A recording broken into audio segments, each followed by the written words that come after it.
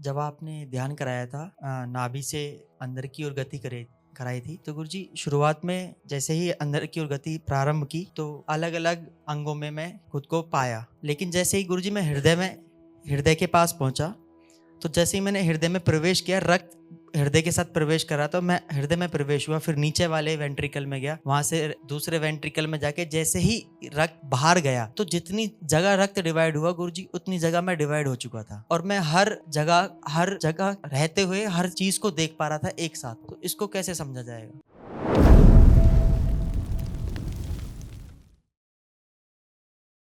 प्रणाम गुरुदेव। हरिओम। गुरुदेव, जब आपने ध्यान कराया था नाभि से अंदर की ओर गति कराई थी, तो गुरुजी शुरुआत में जैसे ही अंदर की ओर गति प्रारंभ की तो अलग अलग अंगों में मैं खुद को पाया। लेकिन जैसे ही गुरुजी मैं हृदय के पास पहुंचा, तो जैसे ही मैंने हृदय में प्रवेश किया, रक्त हृदय के साथ प्रवेश करा, तो मैं हृदय में प्रवेश हुआ, फिर नीचे वाले वेंट्रिकल में गया, वहां से दूसरे वेंट्रिकल में जाके जैसे ही रक्त बाहर गया, तो जितनी जगह रक्त डिवाइड हुआ गुरुजी, उतनी जगह मैं डिवाइड हो चुका था और मैं हर जगह रहते हुए हर चीज को देख पा रहा था एक साथ। तो इसको कैसे समझा जाएगा? और फिर बाद में मैं एक हो गया। The question that is posed is, in today's dhyana, when he entered through his navel, he chose to see his heart. And the way that the Darbar showed him was that he entered through an artery into his heart, dropped to a ventricle during the process of pumping blood that the heart does. He was inside an artery and he dropped to a ventricle, and as and when during the process of pumping blood into all the organs of the body, which the heart does, he was divided into all those veins. He could observe what was happening in the entire body, and once that was done, he was again complete and one again. And he was able to see everything simultaneously.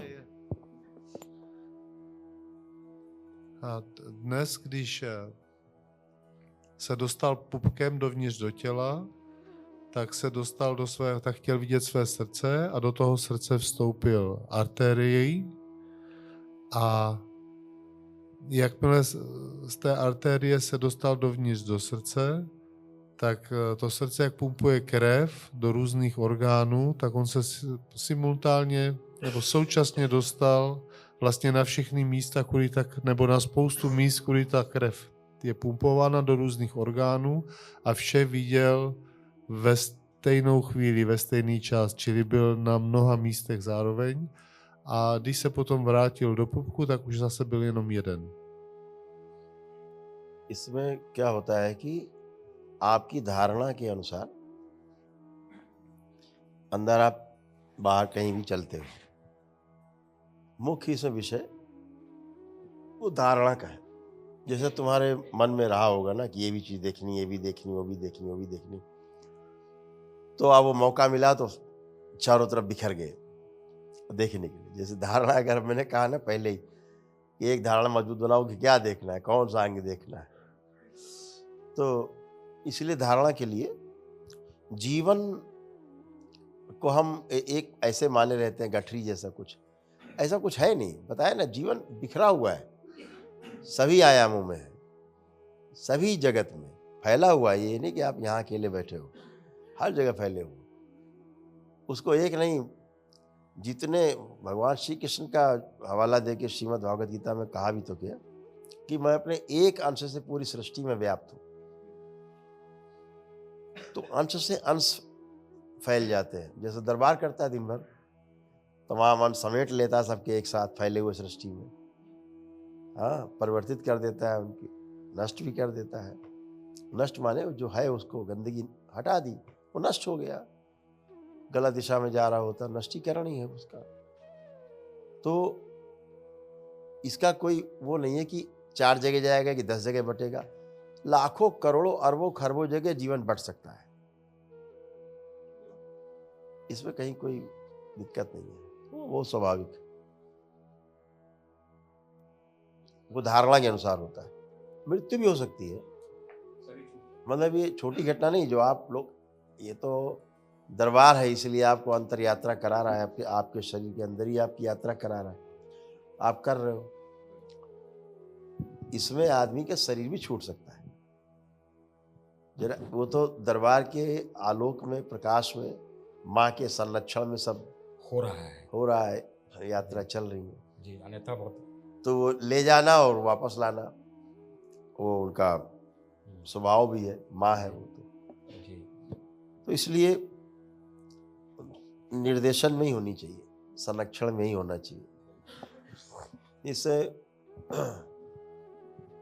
कोई machine चल रही है, उसमें आप छेड़छाड़ कर दीजिए अचानक, सपोज, तो क्या होगा, मशीन धड़बड़ा के टूट के बंद हो जाएगी।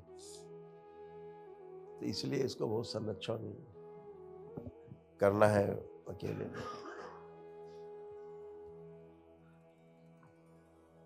Guruji very beautifully answered. It all depends upon what you want to see and how you want to see it, and how strong that sankalpa or that dharana you have. Gurudev odpověděl, že vše záleží na tom, co chce vidět a jak to chce vidět a jak silná jeho sankalpa je. As for Rahulji, Gurudev explained that his desire was to see almost everything that goes on in the body.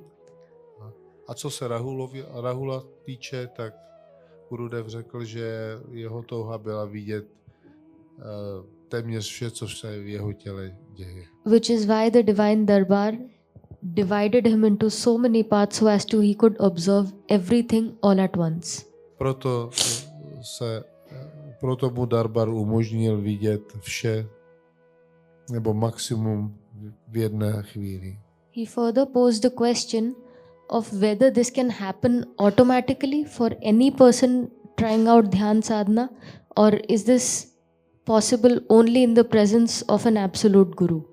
A ještě se ptal Rahul, zda je toto možné dosáhnout, že za tohoto může docílit každý, kdo provádí Dhyan Sadhanu, anebo je nutná prezence kompletního guru. To which Guruji answered that it may be possible, but it holds its own risks and harms. A Gurudev řekl, že je to možné, ale nese to jisté rizika. Which could even lead to death.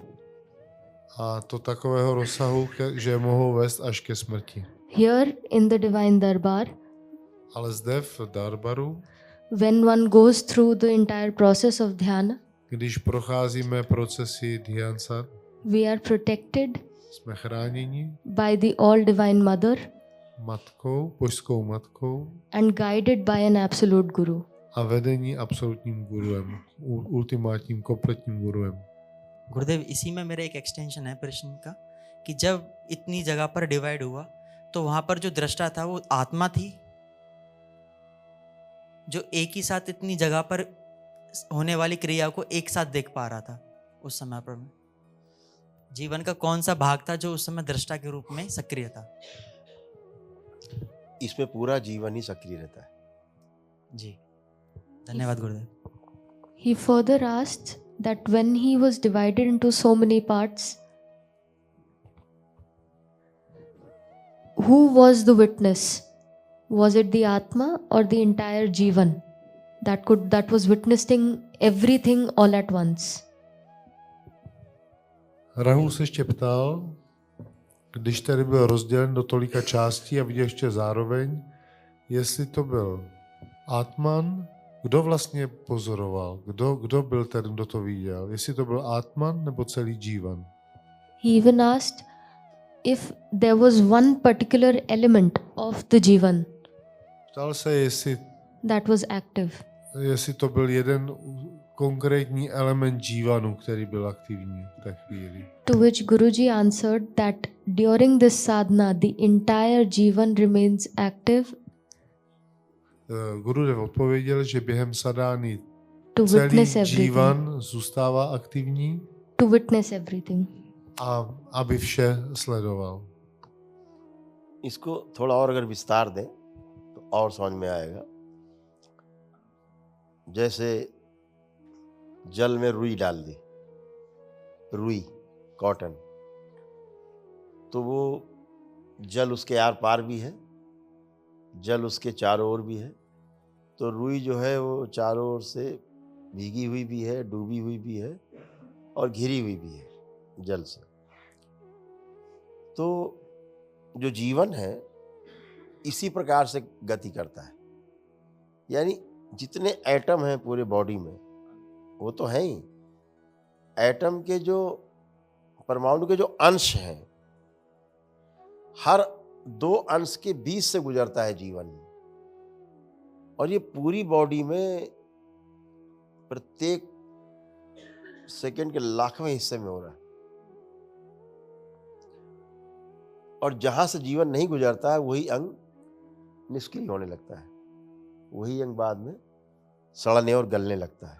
तो जीवन की गति बहुत तेज है, बहुत तेज है गति। इसलिए वो पूरा जीवन ही एक साथ ट्रेवल करता है। इसीलिए एक आकृति बन जाती है जिसमें जीवन होता है, वो अगर बाहर खड़ा कर दिया जाए जीवन, तो भाई जैसा शरीर होता है ठीक उसी डिजाइन का अगर भैंसे का जीवन बाहर खड़ा कर दिया जाए, भैंसे जैसा लगेगा, उतने में ट्रेवल कर रहा हो, उसका डिजाइन वैसे ही बन जाएगा। आदमी में आदमी जैसा है, चींटी में जो आत्मा है उसकी, वो उसके अलग डिजाइन है, जीवन का डिजाइन अलग है। इसलिए उसकी गति इतनी तेज है जिसको बहुत मुश्किल है गणित में समझाना। लेकिन सोचो कितनी तेज गति होगी उसकी कि पूरे बॉडी में चारों ओर घूम रहा है, तभी ये शरीर जीवंत है। तो जब आप धारणा करते हैं तो जीवन पैन एकदम घनीभूत होकर के ज्यादा फोर्स उधरी लगाता है जिधर आपकी धारणा होती है। धारणा के अनुसार फिर आपका ध्यान जिधर जाता है फिर वही समाधान आपको मिलता है।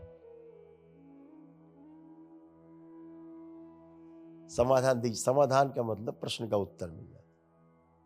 कोई भी चीज आप ध्यान पूर्वक करते हो तो बाद में उसका आपको उत्तर मिल जाता है, परिणाम अच्छा मिलता है। और क्या, अगर भौतिक जगत में देखो, यही स्थूल जगत में, यही सूक्ष्म जगत में गति बहुत जीवन